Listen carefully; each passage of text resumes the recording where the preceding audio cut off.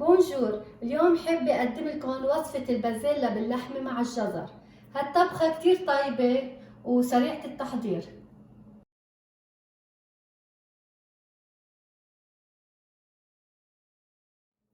تنحضر الطبخة بحاجة لكيلو بازيلا وبحاجة لنص كيلو لحمة شقف. أنا قطعت شقف اللحمة وجهزتها.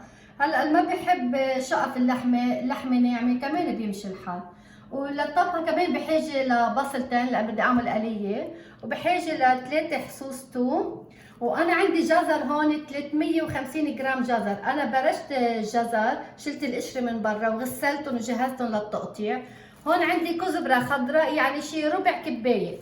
أنا ما بدي طعمة الكزبرة بالطبخة قوية، بس هيك بدي طعمة ناعمة مع البازيلا طعمة الكزبرة.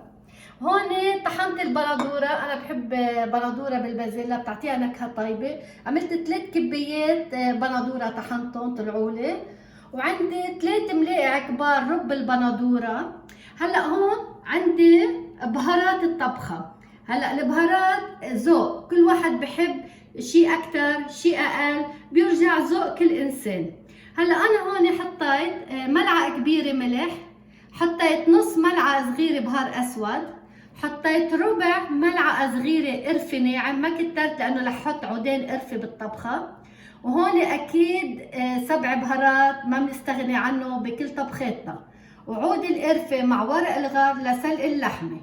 وكمان عندي كباية رز، غسلت الرز 3 زوام ونقعته وصار جاهز لحتى فلفله. وهيك كمان بس ينقع الرز ما بقى بحاجة لكمية المي الكتيرة وبيطلع قوام معنا على النار. وعندي هون طنجرتين، طنجرة بدي اسلق فيها اللحمة وطنجرة بدي طبق فيها الطبخة. واول شي لازم بلش بسلق اللحمة. هلا حطيت اللحمة بالطنجرة لحتى لي اسلقها، وعم بحط المي فوق منها. لازم غمها منيح بالمي، وبس شيل زفرة اللحمة بسقط عود القرفة وورق الغار. ولعت النار تحت اللحمة على نار قوية لحتى تغلي المي وتبلش زفرة اللحمة تطلع، وبعدين بحطه على الوسط النار.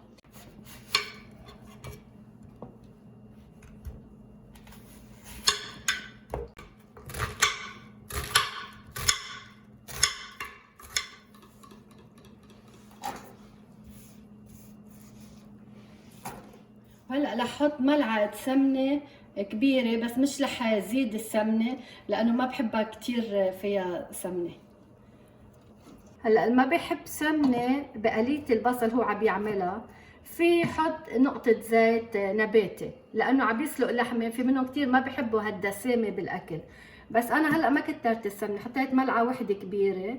وهلا بقلل بصله على ميه البصله. رح ولع على النار اول شي على القوي لحتى تبلش البصله تدبل، ورح ارجع خففها على الوسط ورش ملح على البصل لحتى يحمر بسرعه.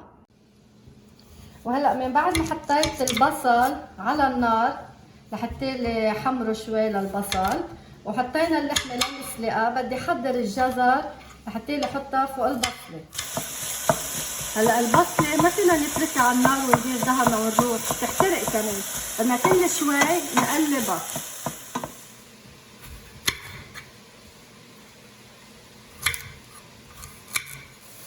هلا على البصل رح احط شويه ملح، ورح احط شويه بهار، شوي مش كثير، خلي الباقي للحمه. دايما بتحط الملح على البصله بتدبل البصله باسرع وبتحمر باسرع. هلا رح احط الجزر فوق البصل،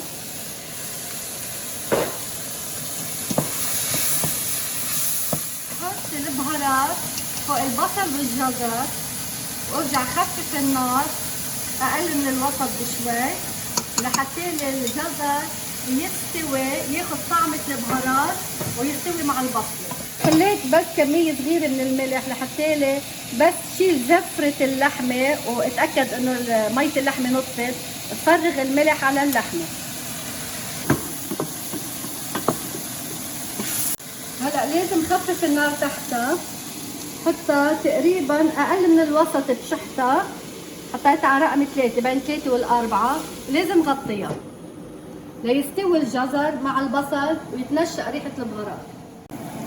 من بعد ما كان إلي 4 دقايق مغطية الطنجرة فوق البصلة والجزر، لازم زيد لها شوية مي مقدار نص كباية أحلى ما تحترق عند الطبخة. رح أرجع غطيها. وهلأ لازم شيل زفرة اللحمة من بعد ما بلشت تطلع.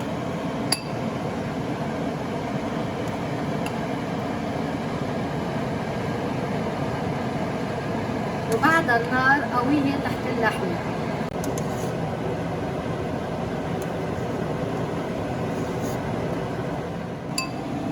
هلا من بعد ما شلت الزفرة بحط لها ورق الغار مع عود القرفة. هلا بغطيها وبخفف النار تحتها. هلا بدي زيد درجة اللحمة بعد ما كنت غطيتها إلى 4 دقايق. هلا من بعد ما إلي كان 10 دقايق تقريبا حتى الجزر مع البصل وبهاراتها، بدي نزل البازيلا عليها. برجع بتركها شي 5 دقايق قبل ما احط البندورة.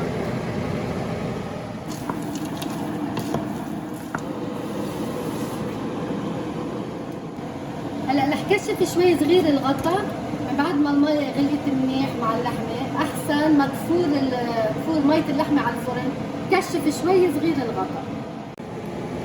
وهلا من بعد ما كان ترك الخضرة مع بعضه شي 10 دقايق، لازم نحط له عصير البندورة.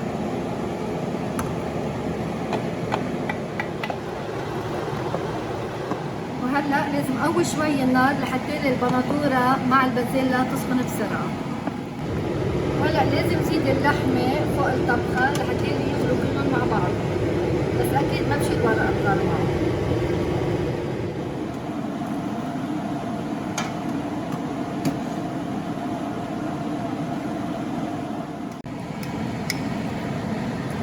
هلا من بعد ما حطيت اللحمة كلها بالطبخة بدي احط لها الروب.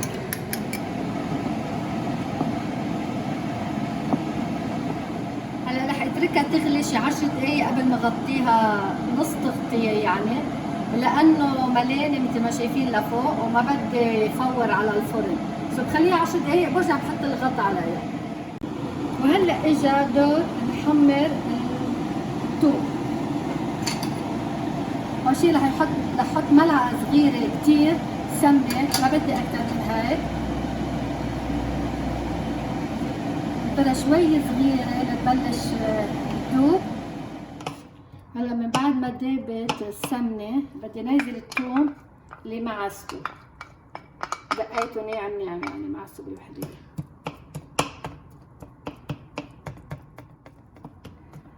هلا ناطرة شوي صغيرة لحتى الثوم ياخد لون صغير، انا ما بدي حمره كتير وينشف، بس بدي يتغير شوي صغيرة لونه. واو على الريحة الطيبة، ريحة الثوم. هلا بدي سقط الكزبرة فوق الثوم، هي طلعت لي يمكن نص كباية، انا ما بدي احط كتير كزبرة، ما بدي هالكزبرة طعمتها قوية مع البازيلا. هلا بحمرهم مع بعضهم، بدبلهم على النار شوي صغيرة انه مش كتير. واو على الريحة الطيبة اللي طلعت. وهلا لازم فرغ الكزبرة والثوم فوق الطبخة.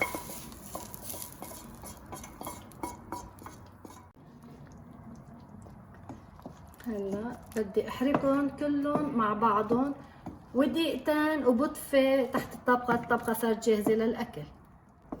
هيدي آخر لمسة بطبختنا لليوم. وأنا كل المواد اللي بحطها بالطبخة شو ما بستعمل كله بكتبه بأسفل الفيديو، كله موجود بالإنجليزي وبالعربي.